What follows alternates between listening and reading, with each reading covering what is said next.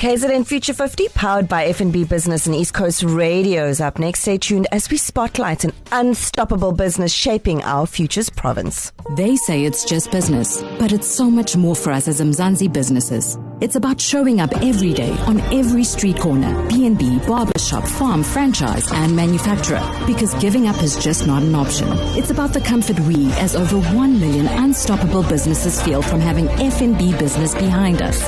They help us stay unstoppable. Help changes everything. Global Finance 2024 Best SME Bank in South Africa. F&B, a division of First Rand Bank Limited, an authorized FSP and credit provider. The KZN Future 50 with Pavlo Fatidis. Inspiring KZN's business future. It's time for KZN Future 50, and for that we have Pavlo Fatidis from Auric. Good morning, Pavlo. Good morning, Carmen. So tell me, which business will you be featuring today, and why did you pick them? Well, we're going to be featuring Muhammed Suleman's business called Africa Alternative Energy Solutions. And what they do, they're involved in the renewable energy sector. They provide the solar and hybrid power solutions. They do energy efficiency consulting. They do post-energy investment monitoring and maintenance. The reason I picked this is because it's a fascinating industry to watch. If you think about it, it started, and this is what really frustrates me with South Africa, all our problems actually are the answer to our future. Because of Eskom's collapse and mismanagement right across the electrical infrastructure as a result of government's inability to manage it, we've had to now find alternative energy. It's put South Africa as one of the leading markets globally around wind, around solar. We haven't done that much with wave and sea-related technology. We are nowhere with nuclear. But in these two instances of wind and solar, it's created a market-leading opportunity, which sadly, as a country, we have not capitalized on. And yet within it are many, many of these businesses. What makes them special enough to be on the KZN Future 50? Okay, this is the exciting part. And this really occurs across every industry. And I think it's fascinating for all of us to understand it. When a new industry is created, you have a boom phase. And a boom phase is a classical case where government failure leads to opportunity, if policy will allow for it, for the private sector to step in and solve the problem that government wasn't able to solve. And this led to thousands of installers around solar energy coming into the market. Everyone was selling it. The next phase is called fast change. And over here, as the industry matures and customers are shifting from chasing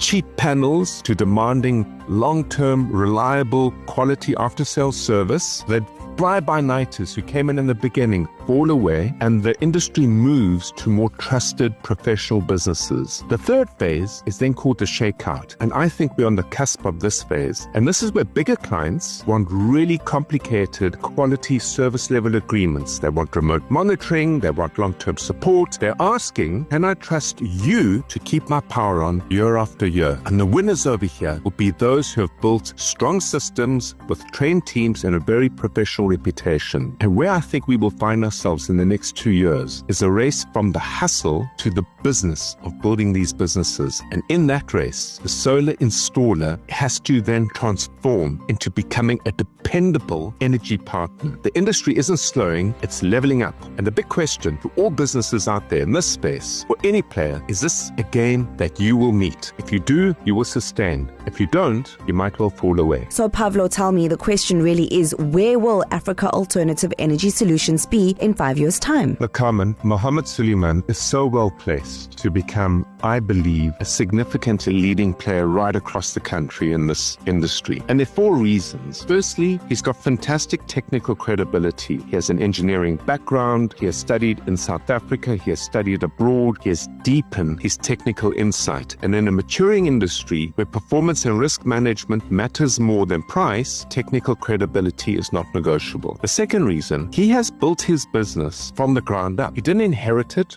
or parachute into it. He's built it himself. And this gives him the resilience and market intuition that many newcomers or corporate entrants often lack. The third reason, he has an age advantage. He's young enough to be seasoned and not stuck. And it's a really rare entrepreneurial sweet spot that he finds himself in. Young enough to embrace technology and change, yet experienced enough to have weathered very tough operating conditions in the last 10 years. And the fourth and final reason is he has deep local context. When you're operating out of KZN, you understand the infrastructure pain that we have to solve as a result of riots and floods and all other issues. It's an edge that many big national players might not be able to get themselves around. So where does it leave him? Well, right now he needs to make a call. Is he going to try and be everything to everyone in solar? Or is he going to become a specialist and focus in on residential or commercial or industrial groups? Or alternatively, a community of people that he's familiar with. When you develop a specialist service, it's less about the product. It's about understanding who you serve, the problems they once solved, and becoming expert at solving them. He simply needs to make some adjustments to his website